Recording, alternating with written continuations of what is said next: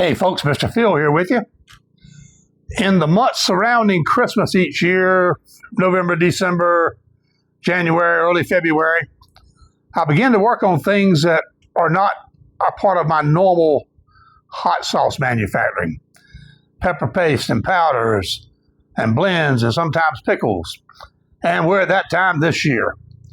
So today I'm going to give you a little tabletop discussion about a pepper paste that I think is absolutely amazing and we ought to be using it in our homes. And this is the traditional Korean gochujang pepper paste. This stuff is thick, it's umami, it's tasty, it has a little level of heat, and it is amazing on a lot of foods. So join me and let's take a look at Korean style gochujang pepper paste made the Alabama hot sauce way. Thank you.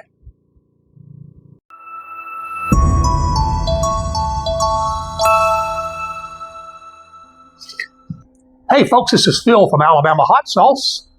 That's Alabama Hot Sauce on the web. I'm here to talk to you today about something that actually I am quite excited about. You know, I make all kinds of pepper products. I make hot sauces. I make some pickled peppers. I make pepper powders.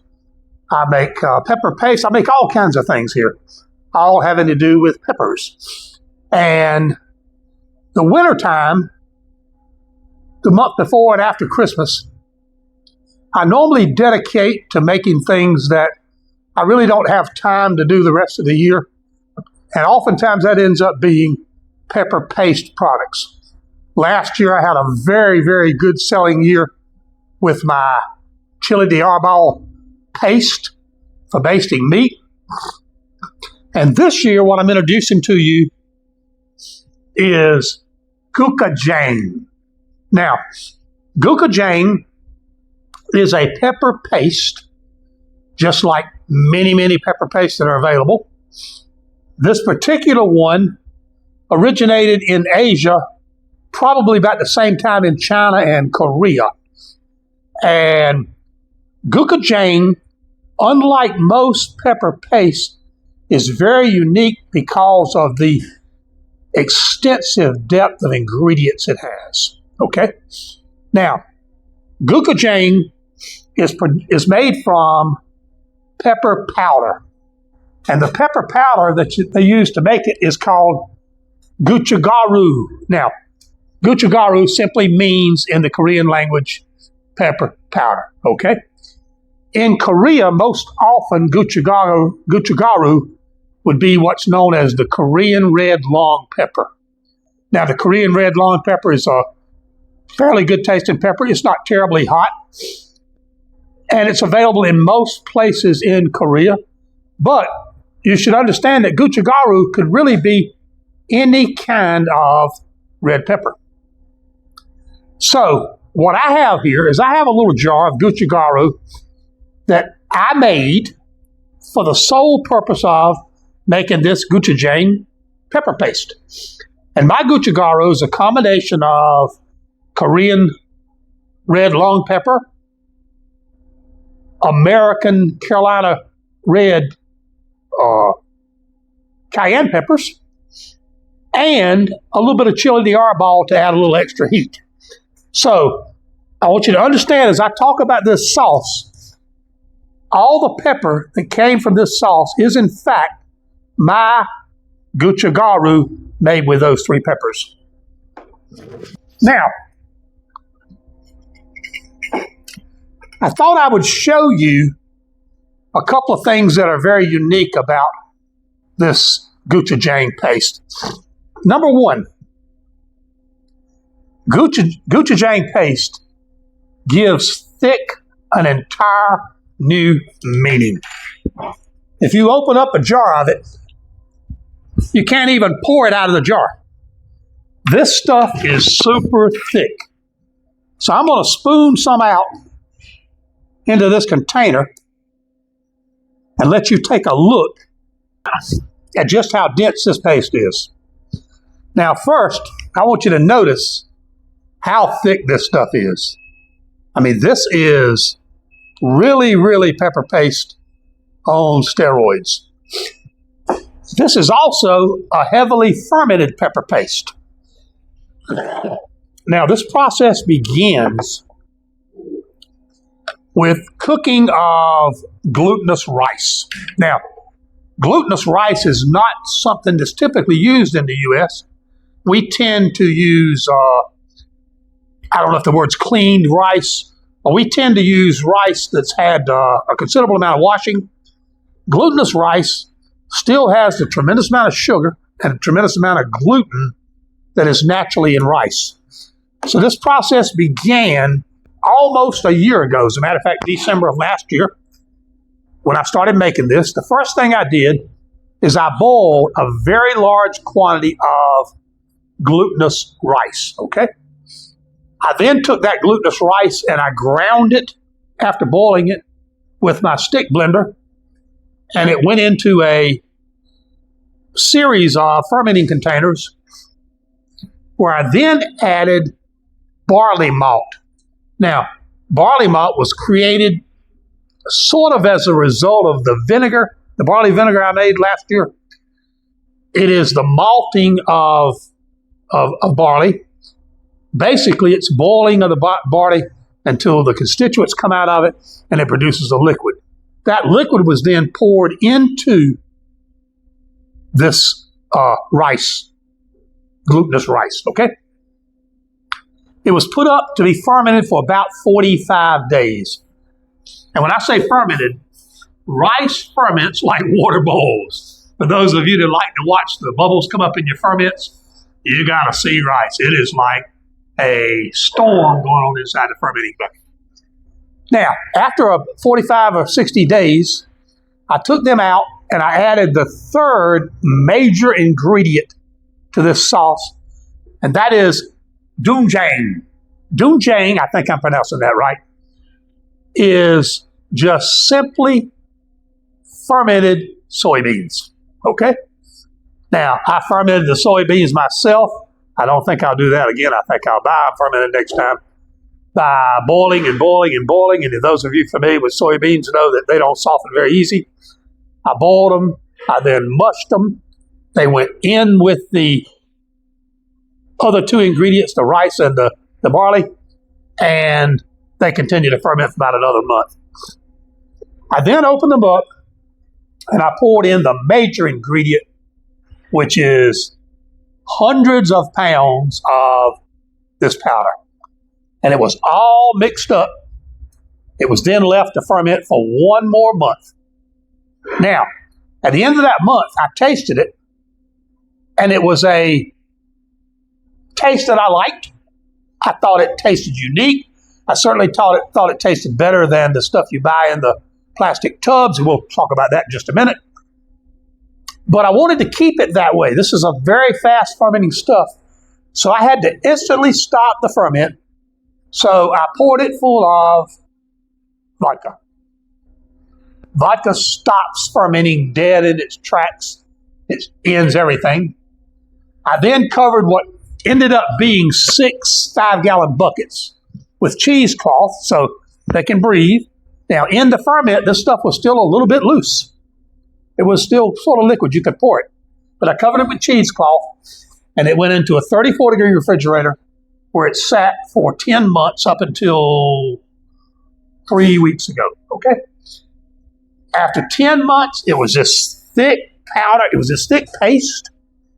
Most of the moisture had evaporated out. Every bit of the alcohol had evaporated out. But most importantly, the taste of it was frozen exactly like it was the day I tested it and poured the alcohol in there, okay? Now, don't be concerned. There's no alcohol content in these jars. Zero. It all evaporated out. Now, I have here what you oftentimes find in the supermarket. I have a regular heat gochugaru, gochujang. That's gochugaru. And this is has heat. It has an umami taste that is out of the world. I mean, we don't even begin to understand the degree of umami taste until you combine things like malted barley and rice with all that sugar in it. And most importantly, fermented soybeans. I mean, that umami taste is out of the moon. And like I say, this is what I'm going to call average heat. I call it mild, but it has some heat to it. And you can use it on all the foods we're going to talk about here in a moment. I also made a hot version. The hot version I made primarily because in the U.S. we tend to like things a touch hotter than they do in Asia. So I wanted you to not have to use so much of this, and so I made you a hot version. It's made identically the same way. The difference is it has a higher concentration of this gochugaru powder in it, which makes it a little bit hotter. Okay? Now, let's talk about what you can use this for. I have so far this week tried it on sesame chicken. I cooked sesame chicken, lightly fried in the frying pan. I then made a broth out of this and a little bit of oil, sesame seeds over it. It was mind-boggling. Now, I will tell you, you have to be careful how much of this you use. I used, I'm going to say for 15 pieces of chicken, I used small, like nugget-sized chicken.